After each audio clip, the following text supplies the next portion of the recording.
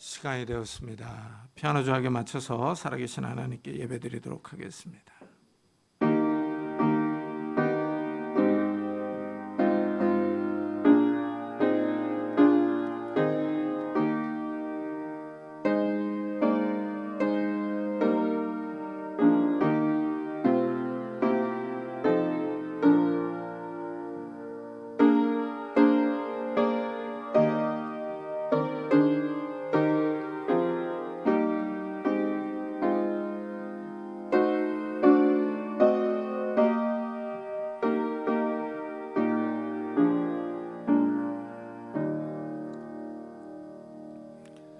이스라엘의 왕인 여호와, 이스라엘의 구원자인 만군의 여호와가 이같이 말하노라.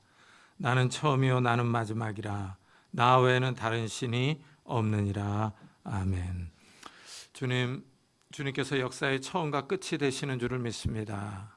어느덧 이번 한 해도 다 가고 마지막 주일에 저희들이 모여서 엎드려 하나님을 찬양하며 예배합니다.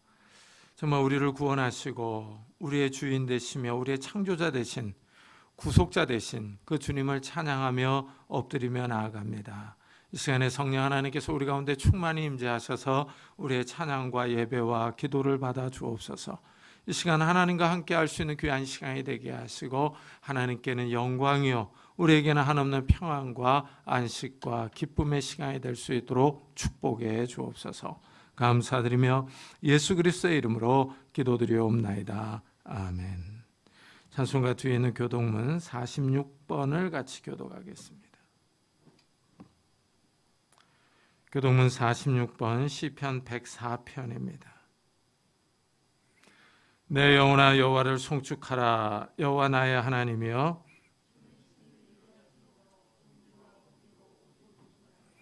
주께서 옷을 입은 같이 빛을 입으시며 하늘을 휘장같이 치시며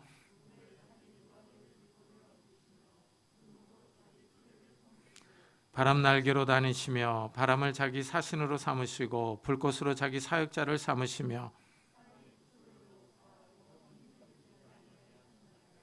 주께서 물의 경계를 정하여 넘치지 못하게 하시며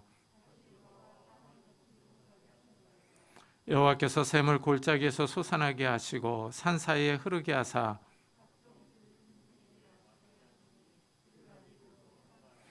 공중의 새들도 그 가에서 깃들이며 그가 그의 누각에서부터 산에 물을 부어주시니 주께서 하시는 일의 결실이 땅을 만족시켜 주는도다. 아멘. 사도신경으로 신앙을 고백하겠습니다. 전능하사 천지를 만드신 하나님 아버지를 내가 믿사오며 그 외아들 우리 주 예수 그리스도를 믿사오니 이는 성령으로 잉태하사 동정녀 마리아에게 나시고 본디오 빌라도에게 고난을 받사 십자가에 못 박혀 죽으시고 장사한 지 사흘 만에 죽은 자 가운데서 다시 살아나시며 하늘에 오르사 전능하신 하늘 우편에 앉아 계시다가 저희로서 산자와 죽은 자를 심판하러 오시리라.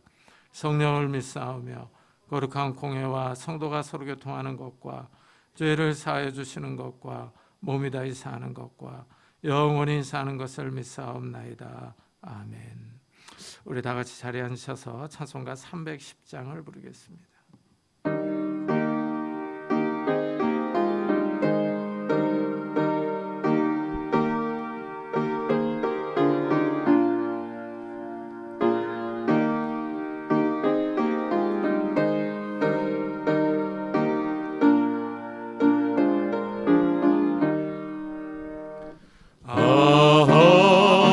하나님의 은혜로 있을 때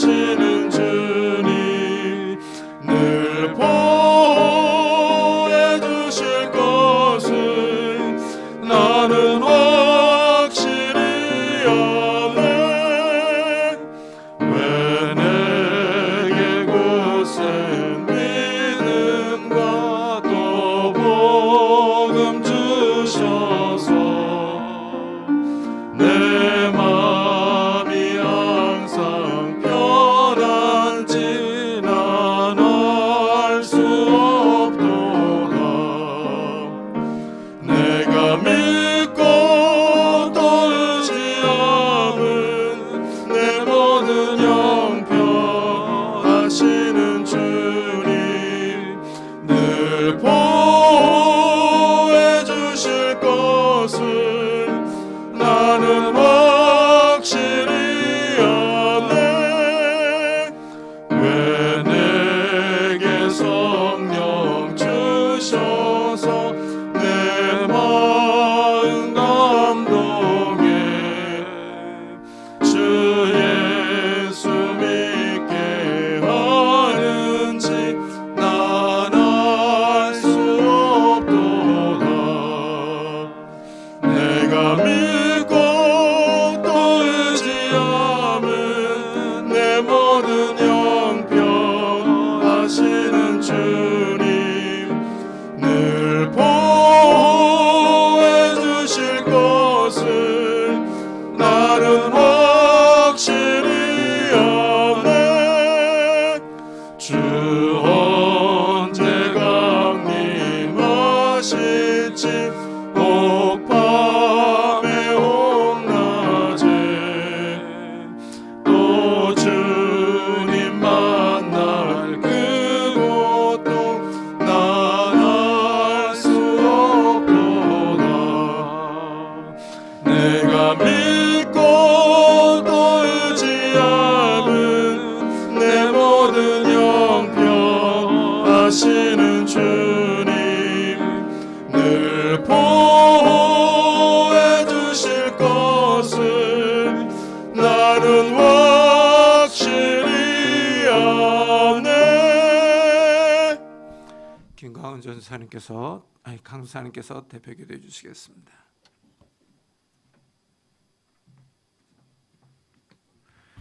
기도드리겠습니다. 그의 계명은 이것이니 곧 그 아들 예수 그리스도의 이름을 믿고 그가 우리에게 주신 계명대로 서로 사랑할 것이니라. 그의 계명을 지키는 자는 주 안에 거하고 주는 그의 안에 거하시나니 우리에게 주신 성령으로 말미암아 그가 우리 안에 거하시는 줄을 우리가 아느니라. 아멘. 사랑의 하나님 감사합니다. 죄에 빠져 사망의 종로로 타던 우리를 위해 독생자 예수 그리스도를 이 땅에 보내주시고 죽기까지 우리를 사랑하여 주심에 감사합니다. 오늘도 그 사랑으로 우리를 이곳으로 부르셔서 하나님의 한이 없는 사랑을 누릴 수 있게 하여 주셔서 다시 한번 감사드립니다. 그 사랑으로 우리의 옛 죄가 깨끗하게 된 것을 잊어버리고 다시 죄의 종이 되어 살아가던 모습을 고백합니다. 우리의 정욕과 세상에 썩어질 것들을 쫓던 우리의 모습을 이 시간 다 회개하게 하여 주시옵소서. 이 시간 하나님의 말씀을 듣습니다. 담임 목사님의 입술을 통해 선포되는 말씀을 하나님의 음성으로 듣고 그 말씀을 통해 하나님의 사랑을 깨닫는 시간 되게 하여 주시옵소서. 또한 말씀을 선포하는 담임 목사님에게 성령으로 능력 주셔서 말씀을 듣는 성도들이 주 예수 그리스도의 은혜와 그를 아는 지식이 자라날 수 있는 시간 되게 하여 주시옵소서. 은혜가 없이는 하루도 살 수 없음을 고백합니다. 그 은혜로 육신이 연약한 성도들을 회복시켜 주시고 마음의 아픔과 경제적 어려움을 겪는 성도들에게 위로와 소망을 부어 주시옵소서. 그 은혜로 살아가는 우리 은혜샘교회 성도들이 세상에서 그 은혜를 증거하며 나타내므로 우리나라가 조금은 더 살기 좋은 나라가 되게 하여 주시옵소서. 성도들의 가정을 돌보셔서 가정에서부터 하나님을 예배드림이 시작되게 하시고 다음 세대가 부모의 신앙을 본받아 믿음으로 세워지게 하여 주시옵소서. 드려지는 예배의 모든 순서를 하나님께서 주관하여 주시고 하나님 홀로 영광 받으시는 예배되게 하여 주실 것을 믿으며 지금 또 우리 안에 거하시며 우리의 소망 되시는 예수 그리스도 이름으로 기도드렸습니다. 아멘.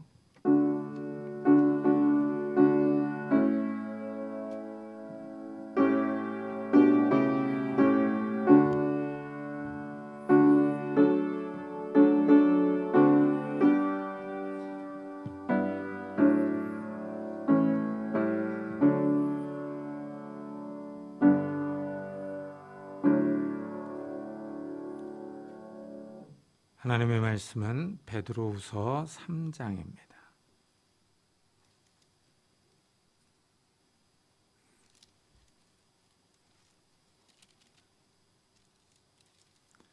베드로후서 3장 10절부터 18절까지 저와 여러분이 한 절씩 교독하겠습니다. 베드로후서 3장 10절부터 18절까지 한 절씩 교독하겠습니다. 신약성경 386페이지입니다. 그러나 주의 날이 도둑같이 오리니 그날에는 하늘이 큰 소리로 떠나가고 물질이 뜨거운 불에 풀어지고 땅과 그 중에 있는 모든 일이 드러나리로다.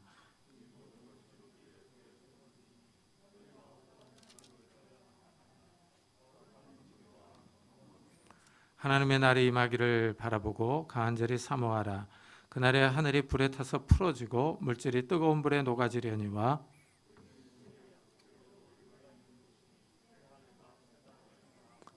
그러므로 사랑하는 자들아 너희가 이것을 바라보나니 주 앞에서 점도 없고 흠도 없이 평강 가운데서 나타나기를 힘쓰라.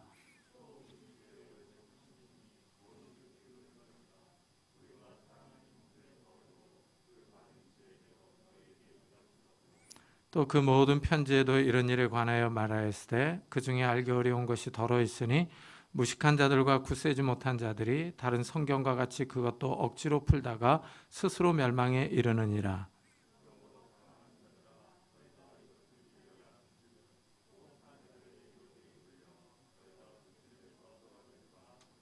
다 같이 오직 우리 주 곧 구주 예수 그리스도의 은혜와 그를 아는 지식에서 자라가라. 영광이 이제와 영원한 날까지 그에게 있을지어다. 아멘. 한 해의 끝이 왔습니다. 오늘이 벌써 2021년 마지막 주일입니다. 이제 다음 주는 2022년 새로운 해를 시작해야 합니다. 이렇게 모든 일에는 시작과 끝이 있습니다. 한 주간과 한 달의 시작과 끝이 있습니다. 한 해의 시작과 끝이 있듯이 우리 인생도 시작과 끝이 있습니다. 출생이 있는가 하면 죽음이 있습니다. 이렇게 끝, 마지막이 있습니다. 오늘 말씀에서 사도 베드로는 역사의 끝이 있다고 가르칩니다. 세계의 역사가 끝나는 특정한 때가 있다고 말합니다. 세계의 역사가 멈추는 때는 주의 날입니다. 그러나 주의 날이 도둑같이 오리니 그날에는 하늘이 큰 소리로 떠나가고 물질이 뜨거운 불에 풀어지고 땅과 그 중에 있는 모든 일이 드러나리로다 합니다. 주의 날은 예수님이 이 땅에 다시 오시는 날, 재림의 날입니다. 예수님은 약 2000년 전에 이스라엘 땅에 육신을 입고 오셨습니다. 어떤 가상의 인물, 꾸며낸 인물이 아니라 역사적인 인물입니다. 예수님이 인간의 몸을 입고 오셔서 십자가에서 죽었습니다. 예수님이 이 땅에 오신 것이 역사적인 일이었듯이 예수님이 역사의 끝에 다시 오실 것을 말합니다. 먼저 재림의 날은 도둑같이 옵니다. 예수님이 다시 오시는 것을 도둑이 침입하는 것으로 비유합니다. 도둑은 예고 없이 옵니다. 늦은 밤에 올지 새벽에 올지 알 수 없습니다. 예기치 않은 시간에 도둑이 오면 당할 수밖에 없습니다. 도둑은 정확한 시간을 알려주지 않고 옵니다. 이와 마찬가지로 예수님의 재림은 정확한 날과 시를 알 수가 없습니다. 성경은 예수님의 재림의 날을 명확하게 말하지 않습니다. 예수님은 재림의 때를 이렇게 설명합니다. 그러나 그 날과 그 때는 아무도 모르나니 하늘의 천사들도 아들도 모르고 오직 아버지만 아시느니라. 따라서 예수님의 재림을 정확하게 안다고 주장하는 사람들은 다 이단입니다. 예수님은 재림의 때를 알 수 없어서 성도들에게 깨어 있으라고 말합니다. 마치 군인이 경계 근무를 서는 것과 유사합니다.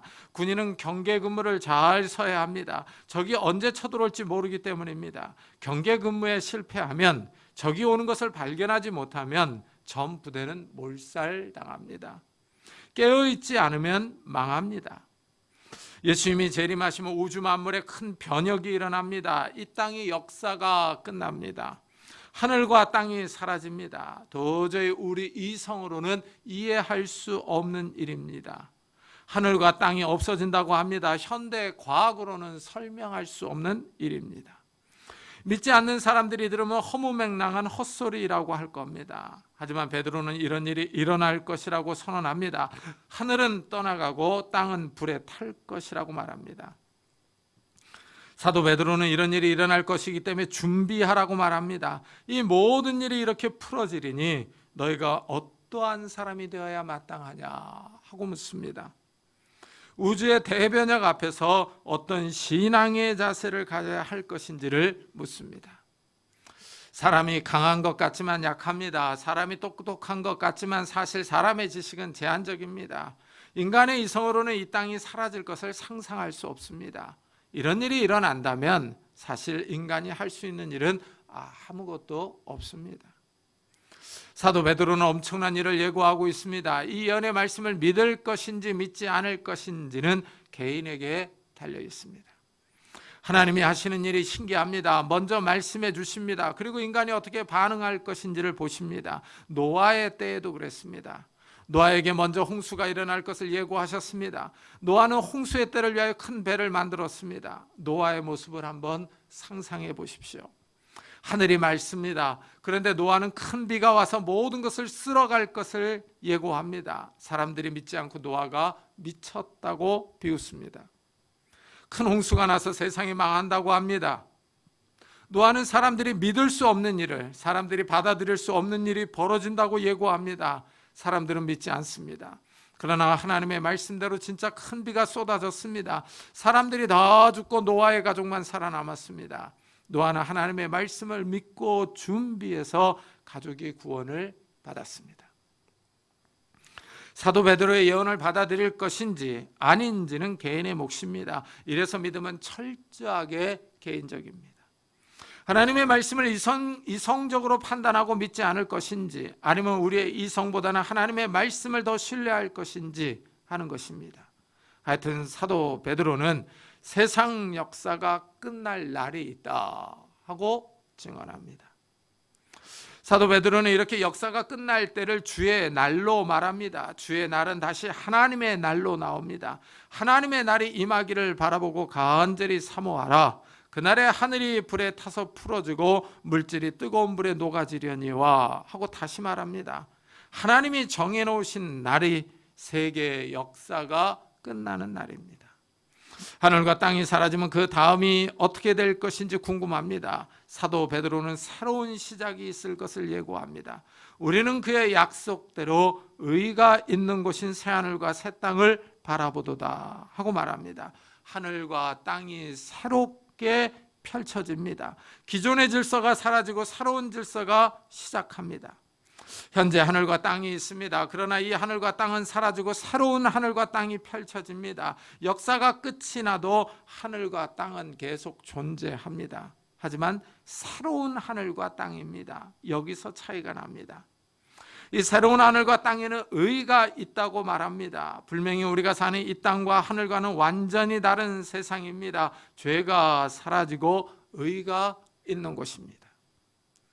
텔레비전에서 아프리카의 세렝게티 초원을 보여줍니다. 겉으로 보면 참 아름답습니다. 누떼와 얼룩말이 뛰어다닙니다. 기린이 긴 목을 뽑고 한가롭게 나뭇잎을 따먹습니다. 평화로워 보입니다. 하지만 사자가 누떼를 향하여 낮은 포복으로 기어갑니다. 누떼가 알아차리지 못하게 아주 조심스럽게 다가갑니다. 보이지 않는 긴장감이 팽배합니다. 이렇게 우리가 사는 세상은 긴장과 살육이 있습니다. 육식동물은 초식동물을 노리고 있습니다. 누떼와 얼룩말이 강을 건너려고 합니다. 그러나 그것은 악어떼가 포진해서 잡아먹으려고 합니다. 이런 긴장은 하늘과 땅과 바다에 다 있습니다. 인간 사회도 마찬가지입니다. 실제 전쟁이 벌어져서 살육이 일어나는 곳이 있습니다. 평화롭게 보이는 나라에서도 총소리가 들리지 않는 경제전쟁이 곳곳에서 벌어지고 있습니다. 이 땅에 죄가 있습니다. 죄가 자연 질서를 비틀어 놓았습니다. 육식동물이 초식동물을 잡아먹습니다. 육식동물들끼리도 서로 싸웁니다. 죄가 인간 사회도 비틀어 놓았습니다. 서로 짓밟고 약탈합니다. 강한 사람이 약한 사람의 생명과 재산을 빼앗습니다. 죄가 사회 질서를 왜곡시켜 놓았습니다. 이래서 이 세상은 항상 긴장이 가득합니다. 긴장과 살육이 있는 이 땅과 하늘이 사라지고 새 하늘과 새 땅이 펼쳐질 것입니다. 이사야 선지자는 이런 세상이 올 것을 미리 예언했습니다. 늑대가 어린 양과 함께 삽니다. 표범이 어린 염소와 같이 누워 있습니다. 사자가 초식동물과 함께 있습니다. 어린아이가 사자와 표범을 끌고 갑니다. 어린아이가 독사굴에 손을 넣고 장난치는 이상적인 사회가 올 것을 예언했습니다. 현재로서는 도저히 상상할 수 없는 평화로운 세상이 올 것입니다.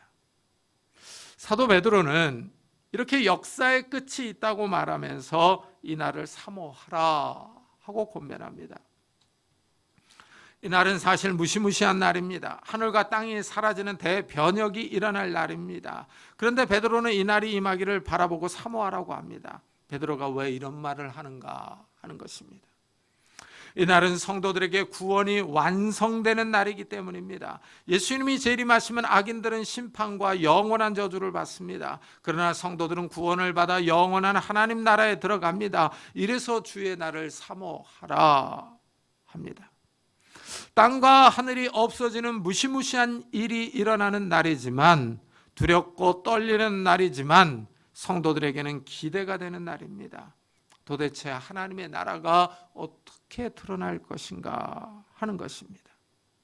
사도 베드로는 새하늘과 새 땅에는 의가 있다고 했습니다. 새하늘과 새 땅은 죄가 없는 곳입니다. 여기에 주목해야 합니다. 사실 우리가 사는 이 세상에 죄가 없으면 정말 살기 좋은 곳입니다. 자연이 아주 아름답습니다. 산에는 나무들이 자라고 새들이 날아다닙니다. 어떻게 새들이 두 날개로 자유자재로 날아다니는지 신기하기만 합니다. 하천에는 물고기들이 헤엄쳐 다닙니다. 꼬리를 살살 흔들면서 자유롭게 헤엄치는 모습이 아주 평화롭습니다.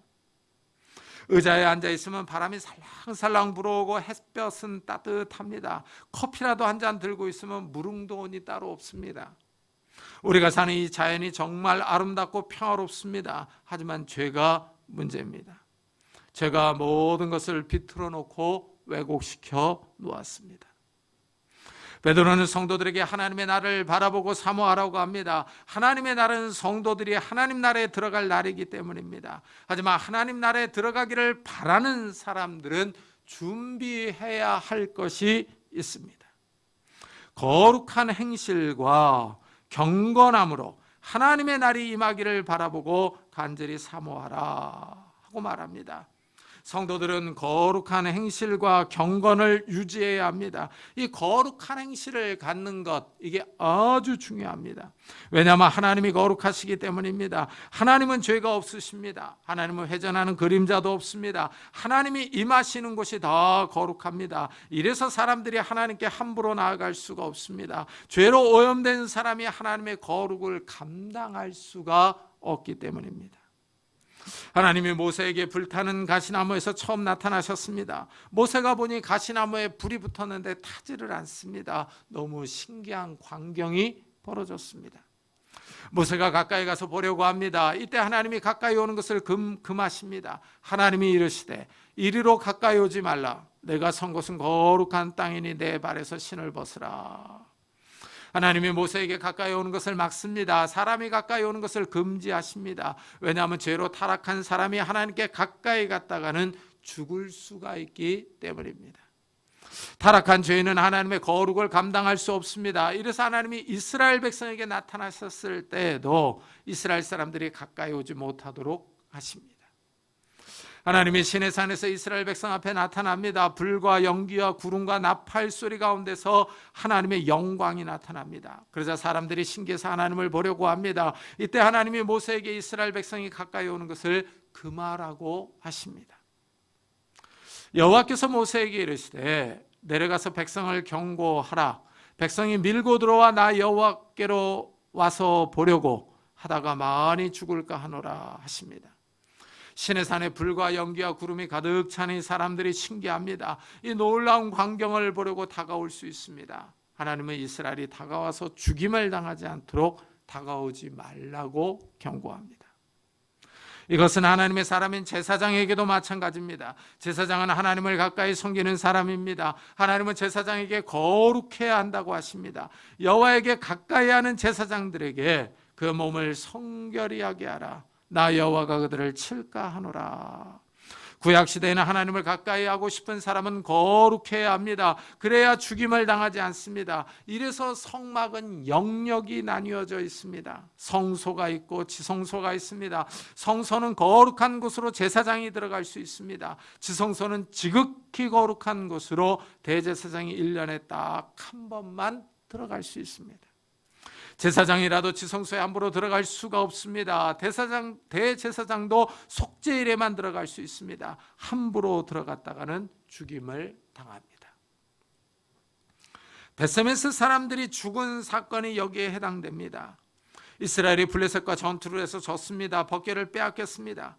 하나님이 블레셋 사람들을 치자 블레셋 사람들이 법궤를 암소가 끄는 새술에 실어서 보냅니다. 베세메스 사람들이 법궤가 돌아오는 것을 보고 기쁨으로 제사를 드립니다. 여기까지는 좋았습니다. 그런데 베세메스 사람들이 법궤가 궁금합니다. 법궤에 뭐가 들어있는지 확인해 보려고 법궤 뚜껑을 열고 안쪽을 들여다보았습니다. 대제사장도 함부로 가까이 갈 수 없는 법궤를 대제사장이 아닌 사람들이 법궤를 들여다보았습니다. 하나님이 베세메스 사람들을 쳐서 많은 사람이 죽었습니다. 궁금증을 참지 못하고 하나님의 말씀을 어겨서 생긴 사건입니다. 새 하늘과 새 땅에 들어가기 원하는 사람들은 거룩해야 합니다. 그렇다면 어떻게 거룩해질 수 있느냐 하는 겁니다.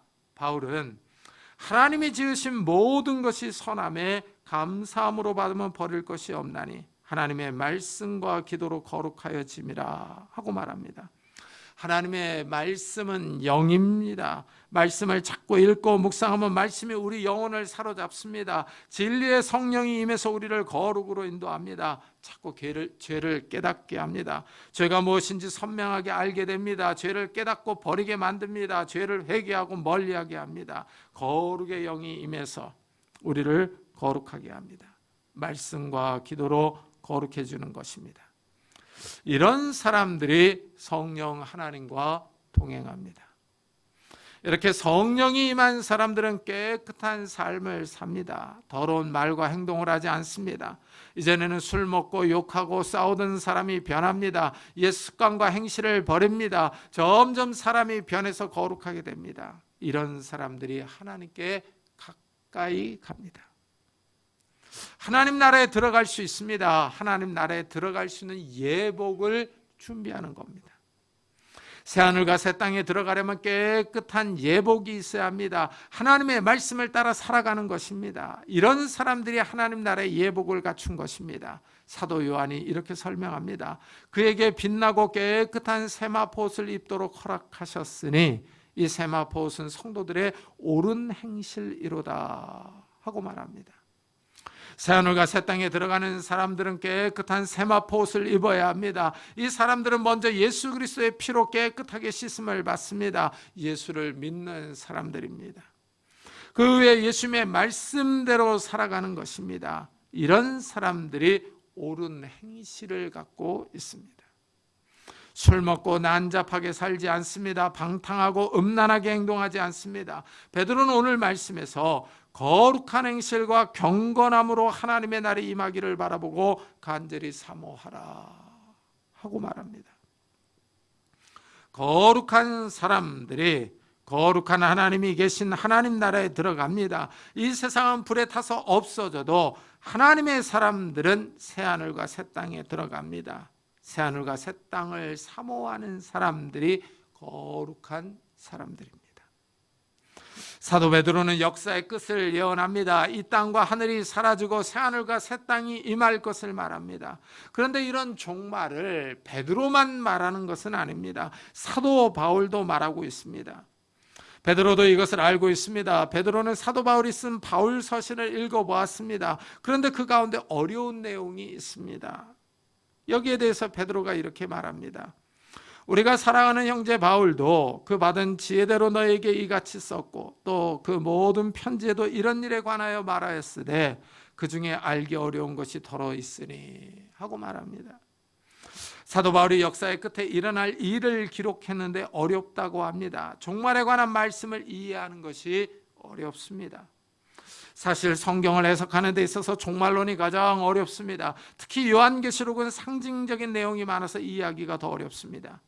종교교역자 칼빈은 성경을 다 강의하면서 요한계시록은 강의하지 않았습니다. 너무 어려웠기 때문입니다. 유명한 신학자들이 이구동성으로 하는 말은 요한계시록은 종말이 가까이 오면 열릴 것이라고 말합니다. 이 말의 의미가 있습니다. 예전에는 학자들이 요한계시록의 주석을 쓰는 것을 꺼렸습니다. 그런데 요즘은 분위기가 달라졌습니다. 요한계시록을 연구하는 학자들이 많아지고 있습니다. 이제 성경의 다른 책들은 연구가 거의 다 되었습니다. 이래서 요한계시록 연구에 뛰어드는 학자들이 늘어납니다. 이전에는 우리나라에서 요한계시록을 연구해서 박사학위를 받은 분들이 거의 없었습니다. 하지만 요즘은 여러 명이 요한계시록을 연구해서 박사학위를 받았습니다. 이렇게 요즘은 요한계시록을 연구하는 학자들이 많이 나오고 있습니다. 이 말은 종말이 더 가까이 왔다는 의미입니다. 많은 사람이 종말을 연구해서 좋습니다. 그런데 또 문제는 종말로는 각기 제 길로 가는 사람들이 많습니다. 통일된 의견이 잘 나오지 않고 말하는 사람마다 많이 다른 것이 또 문제입니다. 여기에 이단이 편승해서 더 난리입니다. 이단은 이상하게 종말론을 가지고 말을 많이 합니다. 자기들이 14만 4천이라고 자신들만이 구원을 받는다고 말하면서 교회를 비판합니다. 이단은 항상 자신들이 정통이라는 헛소리를 합니다. 예수님이 종말의 시대에는 거짓 선지자와 거짓 그리스도가 많이 나온다고 하셨습니다. 예수님의 말씀이 이 시대에 딱 맞습니다. 사도 베드로는 종말의 말씀이 어렵다고 인정합니다. 그래서 바울이 쓴 서신서에 어려운 글이 있으니까 해석하는 데 주의하라고 말합니다. 무식한 자들과 굳세지 못한 자들이 다른 성경과 같이 그것도 억지로 풀다가 스스로 멸망에 이르느니라 하고 경고합니다. 베드로는 종말의 말씀을 억지로 풀지 말라고 권면합니다. 여기서 억지로 푸는 것은 말씀을 비트는 것, 왜곡시키는 것을 의미합니다. 본문이 의미하지 않는 것을 말하는 것입니다. 성경 저자가 본문을 통해서 말하고자 하는 것을 비틀어서 해석하는 것입니다. 본문과 다른 소리를 하는 것입니다. 이렇게 억지로 말씀을 푸는 것을 조심해야 합니다. 왜냐하면 이런 행위는 멸망으로 인도하기 때문입니다. 종말의 말씀을 이상하게 해석하는 사람들에게 주는 경고입니다. 그런데 이런 사람들이 누구냐 하는 것입니다. 무식한 자들과 굳세지 못한 자들이라고 말합니다. 특히 무식한 사람은 성경을 배우지 못한 사람들, 성경을 모르는 사람들입니다. 하나님의 말씀을 잘 모르는 사람들이 종말의 예언을 이상하게 풉니다. 그래서 보면 영예를 한다고 하는 사람들이 많습니다. 기도를 많이 했다고 하면서 하나님께 직접 물어봐서 안다고 하면서 신령한 해석을 하는 사람들이 있습니다. 금식 기도를 많이 했다고 영적인 권위를 내세웁니다. 이런 사람들을 조심해야 합니다. 성경을 해석하는 것은 먼저 지혜를 요구합니다. 성경을 배워야 합니다. 성경은 일단 외국어인 히브리어와 헬라어로 기록되어 있습니다. 그리고 역사적인 배경을 갖고 있습니다. 성경이 언제 누구에 의해서 기록되었는지, 이 본문의 역사적인 배경은 무엇인지를 알고 해석해야 합니다. 그리고 성경 말씀은 나만 깨닫는 것이 아닙니다. 다른 사람들도 성경을 깨닫습니다. 이래서 다른 사람이 어떻게 말하고 있는지를 살펴봐야 합니다. 성경이 참 신기한 책입니다. 성도님들이 간혹 목사님 집에 가서 놀라는 것이 있습니다. 목사님의 서재를 보고 다들 놀랍니다. 책이 엄청나게 많기 때문입니다. 이래서 이삿짐을 나르는 분들이 목사와 학자의 집을 싫어합니다. 책을 옮기려면 엄청 무겁기 때문입니다.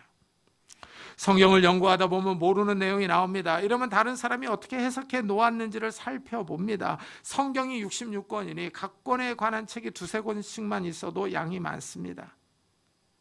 일단 성경이 헬라어와 히브리어로 쓰여 있어서 언어를 잘 해석해야 합니다. 이래서 성경 해석이 어렵습니다. 사이비 이단은 이런 과정을 싹 무시하고 자기 이야기만 합니다. 자기가 기도해 보니 이렇다는 것입니다. 이런 해석은 아주 위험합니다. 성경을 해석하는 분들도 기도를 많이 합니다. 성령님께 지혜를 달라고 기도하면서 성경을 해석합니다. 그리고 성경을 해석하는 분들끼리 서로 토론하면서 누가 맞는지를 살펴봅니다.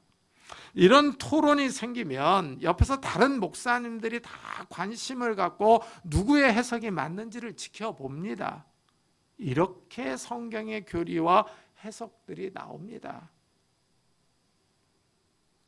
사도 베드로는 종말에 관한 말씀을 해석하는데 조심하라고 권합니다. 그리고 미혹을 받지 말라고 합니다. 그러므로 사랑하는 자들아, 너희가 이것을 미리 알았은즉 무법한 자들의 미혹에 이끌려 너희가 굳센 데서 떨어질까 삼가라. 건전한 신앙생활하는 사람을 미혹하는 사람들이 있습니다. 이들이 무법한 자들입니다. 무법한 자는 법이 있는데 법을 지키지 않는 사람입니다. 법이 있어도 자기 마음대로 사는 사람입니다. 재림의 말씀이 있는데도 불구하고 자기 마음대로 해석하는 사람을 가리킵니다. 이런 사람들이 건전한 신앙생활을 하는 사람들을 미혹하여 길을 잃게 만듭니다. 이래서 미혹을 받지 않도록 조심하라고 권면합니다. 신기하게 기독교에는 거짓 선생과 거짓 선지자가 많습니다. 기독교가 진짜이기 때문입니다. 명품을 따라 짝퉁을 만듭니다. 짝퉁을 따라서 짝퉁을 만들지는 않습니다. 자기가 재림주 메시아라고 주장하는 가짜 그리스도가 많습니다. 사탄이 자신을 광명의 천사로 가장합니다. 사탄의 일꾼들이 위장하고 기독교에 들어옵니다. 가짜가 진짜인 것처럼 속입니다. 이런 일은 초대교회 때부터 있었습니다. 이래서 사도 베드로는 미혹받지 않도록 조심하라고 말합니다. 초대교회 이후로 계속 시대마다 이런 거짓 선생들이 있습니다. 악한 마귀는 끊임없이 성도들을 유혹합니다. 성도들의 신앙을 미혹해서 쓰러뜨리려고 합니다. 이래서 종말의 시대를 살아가는 성도들은 깨어 있어야 합니다. 사도 베드로는 마지막에 이렇게 말합니다. 우리 주 곧 구주 예수 그리스도의 은혜와 그를 아는 지식에서 자라가라. 베드로는 성도들에게 성장하라고 명령합니다. 어린아이와 같은 신앙에 머물지 말고 성숙하라는 것입니다. 어린아이는 계속 성장합니다. 성장하지 않는 아이는 문제가 있습니다. 어딘가 아픈 것입니다. 우리 신앙도 마찬가지입니다. 예수를 믿고 나면 계속 성장해야 합니다. 그렇지 않으면 계속 어린아이의 신앙에 머뭅니다. 어린아이의 신앙에 머물면 악한 마귀의 유혹에 쉽게 흔들리며 세상 유혹에 넘어갑니다. 부모가 자녀에게 먹을 것을 주고 돌봐줍니다. 이때 아이는 음식을 잘 먹고 소화해서 성장해야 합니다. 우리 역시 마찬가지입니다. 우리가 하나님의 말씀을 사모하며 하나님의 말씀을 아는 지식에서 자라가야 합니다. 베드로는 특이하게 은혜와 그를 아는 지식에서 자라가라 하고 명령합니다. 성도들이 신앙이 성장하기 위해서는 하나님의 은혜가 필요합니다. 그런데 이 은혜는 말씀을 아는 지식을 통해서 옵니다. 이래서 베드로는 그를 아는 지식에서 자라가라 하고 말합니다. 예수를 아는 지식에서 성장하라는 것입니다. 예수를 깊이 아는 지식이 필요합니다. 특별히 예수님의 재림에 관한 지식이 필요합니다. 예수님이 재림하실 때 어떤 일들이 일어날 것인지를 잘 알아야 합니다. 결국 성경을 읽고 연구해야 합니다. 말씀을 사모해야 합니다. 이런 성도들이 신앙이 성숙합니다. 시대가 점점 악해져 가고 있습니다. 세속화와 유혹의 물결이 강하게 밀려오는 이 시대에 깨어있는 성도님들이 되시기를 예수 그리스도의 이름으로 축복합니다. 기도하겠습니다. 우리 한번 들은 말씀을 생각하면서 정말 이 어려운 시대 가운데 믿음이 계속 성장하게 해달라고, 예수를 깊이 아는 지식 가운데 자라가게 해달라고, 그래서 유혹받지 않도록, 미혹받지 않도록 우리가 깨어있는 자들이 되게 해달라고 우리 한번 자기 자신과 가족을 위해서 같이 기도하도록 하겠습니다. 하나님 아버지 감사를 드립니다. 오늘 거룩한 주일에 저희들의 발걸음을 주의 전으로 인도해 주시고 주님의 귀한 말씀을 듣게 하여 주시니 감사합니다. 하나님 아버지, 우리가 깨어있기를 원합니다. 우리가 더욱더 믿음의 성장이 있기를 원합니다. 하나님 아버지, 우리를 붙잡아 주옵소서. 하나님 아버지, 우리가 말씀을 사모하며 그 말씀을 깊이 묵상하며 그 말씀을 아는 지식 가운데 자라가게 하여 주시옵소서. 그래 하나님 아버지, 이 어려운 시대에 우리가 깨어있는 자들이 되게 하여 주시고 기도하는 자들이 되게 하여 주옵소서. 하나님 아버지, 이 시대가 점점 악해져 가고 있습니다. 이 악한 시대 가운데 우리가 깨어있기를 원하며 주의 재림의 날을 사모하기를 원합니다. 하나님 아버지, 우리가 믿음에 바로 서서 주의 재림을 사모할 수 있는 자들이 될 수 있도록 은혜를 더하여 주옵소서. 하나님 아버지, 그래 경건하게 살아가게 하여 주시고 거룩한 자들이 되게 하여 주옵소서. 거룩한 하나님의 날을 사모하면서 거룩에 힘쓸 수 있는 자들이 되게 하여 주옵소서. 이 세상의 유혹과 악한 마귀의 시험에 넘어가지 않도록 은혜를 다하여 주시옵소서. 은혜를 다하여 주시기를 원합니다. 축복해 주시기를 원합니다. 깨어있기를 원합니다. 하나님 은혜를 다하여 주시옵소서. 은혜를 다하여 주옵소서. 하나님 함께하여 주시기를 원합니다. 인도하기를 원합니다. 주님을 의지하며 주님을 바라보기를 원합니다. 주여 축복해 주시옵소서. 은혜를 다하여 주시옵소서. 주님 우리 가족들을 주님께서 기억해 주시기를 원합니다. 아직도 믿음이 약한 우리 형제자매들, 하나님 아버지 우리 자녀들, 부모님들을 주님께서 기억하여 주셔서 믿음의 바로 서게 하여 주시고 거룩한 삶을 살아갈 수 있도록 은혜를 다하여 주옵소서. 그래야 하나님 아버지 우리가 새 하늘과 새 땅을 사모하며 바라볼 수 있는 믿음의 사람들이 다 될 수 있도록 은혜를 다하여 주시옵소서. 하나님 우리를 축복해 주시고 은혜를 다하여 주시며 우리가 깨어있는 자들이 될 수 있도록 주여 축복해 주시옵소서. 은혜를 다하여 주시옵소서. 주님, 우리 이 시간에는 교회를 위해서 기도합시다. 정말 하나님께서 이 교회를 축복해 주시기를, 그래서 이 교회에 속한 모든 성도들이 건강하고 믿음에 바로 서게 해달라고, 그리고 정말 이 교회가 바로 서서 이 시대에 생명의 말씀, 진리의 말씀을 바로 선포하게 해달라고 우리 한번 교회를 위해서 같이 기도하도록 하겠습니다. 하나님 아버지 감사를 드립니다. 이 아침에 다시 한번 교회를 위해서 기도합니다. 하나님 아버지 이 교회를 축복해 주옵소서. 이 교회를 붙잡아 주시기를 원합니다. 이 교회에 속한 모든 성도님들을 주님께서 축복해 주옵소서. 이 추운 겨울에 아프지 않게 하여 주시기를 원합니다. 코로나에 걸리지 않도록 은혜를 다하여 주시기를 원합니다. 하나님 아버지 우리 성도님들을 주님께서 기억해 주시옵소서.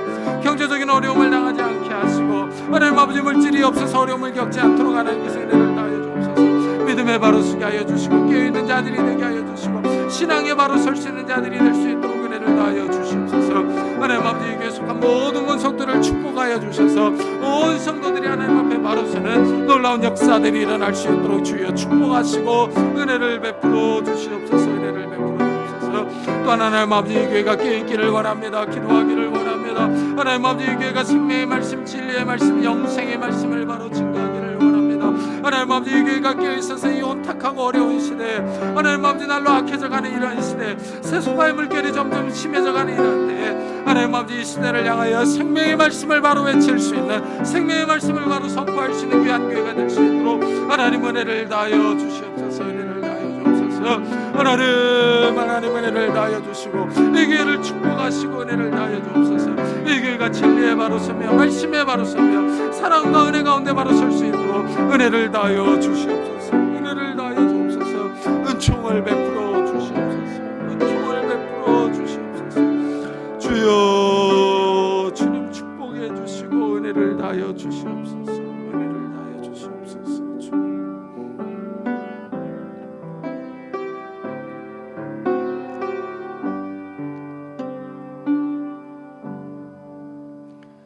하나님 감사합니다. 오늘도 거룩한 주일에 저희들을 깨워주시고 정말 주님 앞에 나와 예배드리게 하여 주시니 감사합니다. 하나님 이 시대가 점점 악해져 가고 있습니다. 세상은 점점 물질이 최고인 것 마냥 살아가고 있고 정말 악이 곳곳에서 판치고 있습니다. 이럴 때 우리가 깨어있기를 원합니다. 기도하기를 원합니다. 새하늘과 새 땅이 임할 것을 사모하는 자들이 되게 해 주옵소서. 그래서 우리가 경건하게 살아가게 하시고 거룩한 행실을 갖는 자들이 되게 해 주옵소서. 그래서 하나님의 나라에 들어가기에 부족함이 없는 자들이 될 수 있도록 축복해 주옵소서. 하나님 이단들이 날뛰며 거짓 선생들이 많이 출현하는 이러한 마지막 때에 정말 우리가 진리의 말씀을 잘 붙잡게 해주시고 진리의 말씀을 깨닫게 하시고 말씀을 깊이 묵상하며 그 말씀대로 살아갈 수 있는 믿음의 성도들이 다 될 수 있도록 축복해 주옵소서. 정말 나 자신이 깨어있어서 우리 가족 식구들을 위하여 기도하며 우리 형제자매들을 위해서 기도할 수 있는 정말 기도의 사람들, 깨어있는 사람들이 될 수 있도록 축복해 주옵소서. 감사드리며 예수 그리스도의 이름으로 기도드리옵나이다. 아멘. 우리 찬송가 302장을 하나님께 드리겠습니다.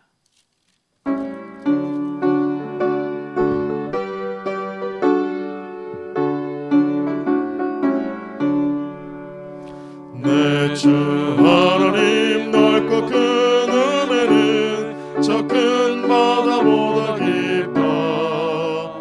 너고 닷줄을 끌어 깊은 대로 저 한가운데 가보라. 언덕을 떠나서 장바에 배 띄워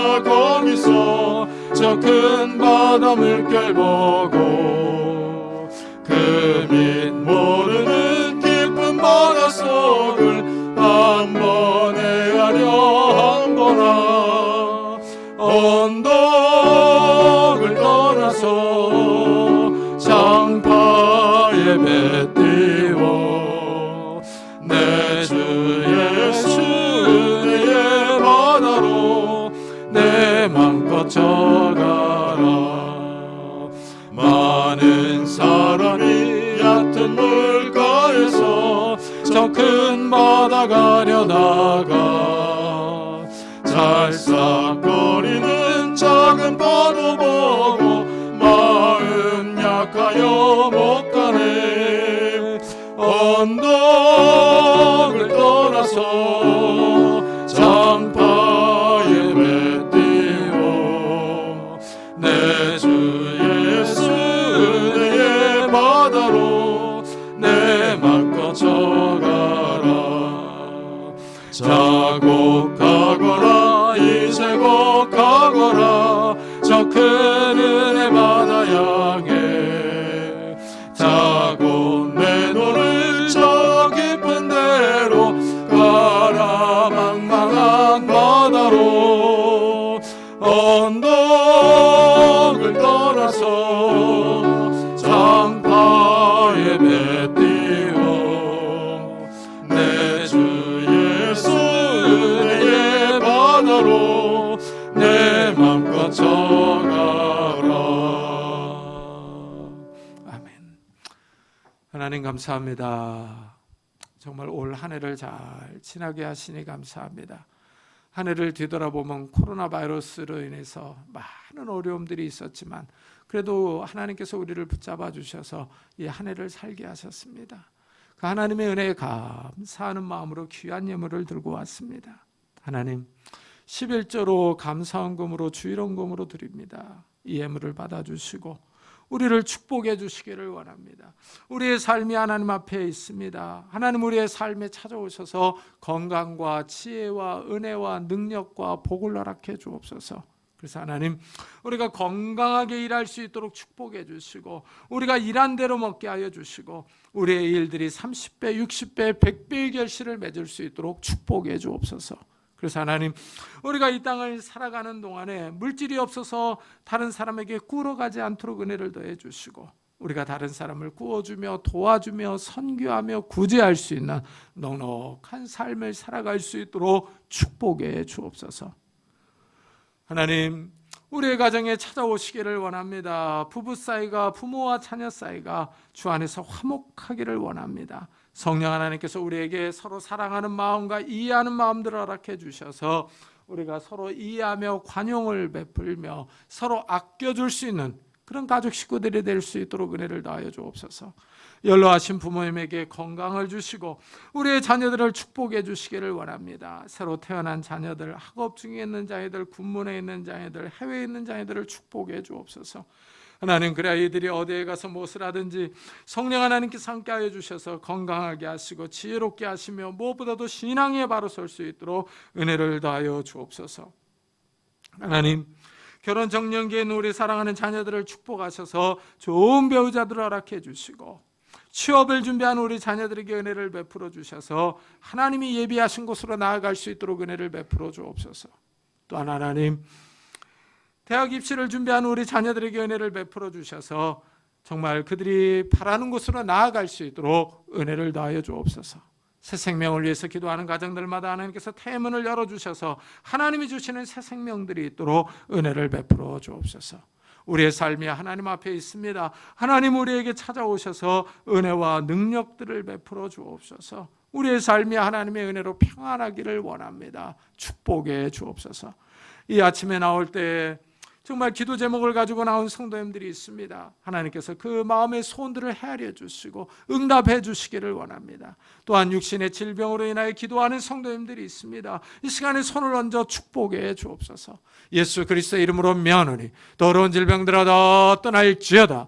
예수 그리스도의 이름으로 명하노니 더러운 귀신들아 떠날지어다. 강건할지어다. 하나님 건강을 주셔서 이 땅을 힘있게 건강하게 뛰며 일하며 살아갈 수 있도록 축복해 주옵소서. 하나님 우리의 마음도 강건하기를 원합니다. 정말 날이 춥고 코로나 바이러스로 인해서 우울한 때입니다. 우리의 마음들이 강건할 수 있도록 은혜를 붙잡아 주시옵소서. 우리의 마음이 우울하지 않도록 하나님 우리의 마음이 두려움에 휩싸이지 않도록 축복해 주셔서 하나님 마음의 담대함과 은혜와 기쁨과 평안들을 더하여 주셔서 하나님, 정말 내가 있는 곳에서 다른 사람을 위로하며 세워주며 격려하며 이끌어갈 수 있는 믿음의 성도들이 다 될 수 있도록 주여 축복해 주옵소서. 하나님, 마음의 외로움과 두려움과 낙담이 찾아올 때마다 성령 하나님을 의지하게 하시고 성령 하나님께서 주시는 힘과 능력을 의지하며 살아갈 수 있는 저희들이 될 수 있도록 은혜를 베풀어 주옵소서. 오늘도 복음 사역을 위해 수고하는 우리 선교사들을 축복해 주시기를 원합니다. 그 오지에서 외국에서 외롭지 않게 하시고 코로나 걸리지 않게 하시고 경제적인 어려움을 당하지 않고 인종차별 당하지 않고 정말 그들이 하나님의 말씀을 증거할 때 많은 생명들이 주님 앞에 돌아오는 놀라운 역사들이 일어날 수 있도록 축복해 주옵소서. 하나님, 정말 우리의 삶이 하나님 앞에 있습니다. 또 우리가 주일 예배를 마치고 세상에 나가 한 주간을 삽니다. 하나님께서 힘을 주시고 건강을 주시고 은혜를 더하여 주셔서 하루하루를 힘있게 살아갈 수 있도록 축복해 주옵소서. 감사드리며 예수 그리스도의 이름으로 기도드리옵나이다. 아멘. 교회 소식을 알려드리겠습니다. 이번 주에 읽을 성경 본문은 요한이서 1장부터 요한계시록 22장까지입니다. 벌써 또 한 해가 다 지났습니다. 어떻게 성경 읽기를 잘 하셨습니까? 성경 읽기를 잘 하셨으면 참 그래도 한 번 읽었습니다. 성경을. 그렇죠? 그래서 우리 내년에도 계속 이런 성경 일독 프로그램을 계속 하려고 합니다. 이게 성경을 날마다 읽으니까 규칙적으로 읽으니까 참 우리가 좀 이렇게 신앙에 좀 많은 자극을 받는 것 같아요. 그래서 참 이 프로그램이 좋다라는 생각이 들어서 계속 읽으려고 합니다. 그러니까 내년 한 해에도 한번 성경 일독에 도전해 보시기를 바랍니다. 그리고 송구 영신 예배는 31일 금요일 밤 11시에 드립니다. 그리고 송구 영신 예배 관계로 금요 기도회는 없습니다. 그날이 금요일입니다. 그리고 내년에도 성경 일독 프로그램을 계속합니다. 그리고 내년 달력이 필요하신 분들은 더 가져가시기 바라고요. 연말 정산용 기부금 영수증이 필요하신 분들은 교육자들에게 신청해 주시기를 바랍니다. 우리 다 같이 자리에서 일어나셔서 살아계신 주 부르고 예배 마치도록 하겠습니다.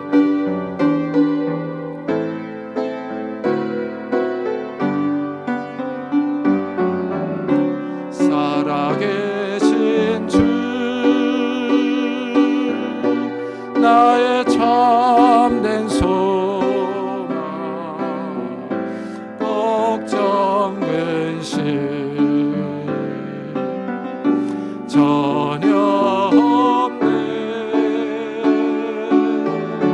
사랑의 주 내 갈 길은 너하니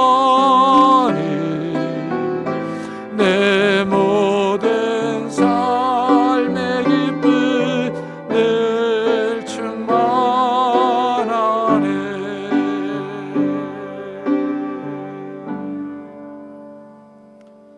지금은 우리 주 예수 그리스도의 은혜와 하나님의 사랑과 성령님의 교통하심이 날로 악해져가는 이 세대 가운데에서 예수 그리스도를 깊이 아는 지식 가운데 자라가기로 소원하며 다짐하며 돌아가는 우리 사랑하는 성도들과 가정과 산업과 교회 위에 지금부터 영원토록 함께 하시기를 간절히 축원하옵나이다. 아멘.